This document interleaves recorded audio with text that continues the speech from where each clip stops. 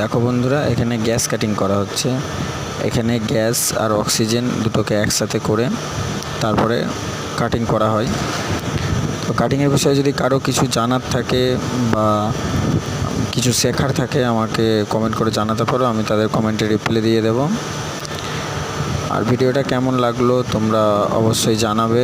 যদি ভালো লাগে তাহলে কমেন্ট করবে, লাইক করবে, একটা শেয়ার করে দেবে।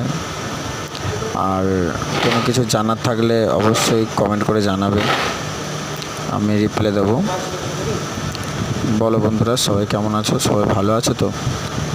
আশা করি সবাই ভালো আছো। তো এই পর্যন্তই।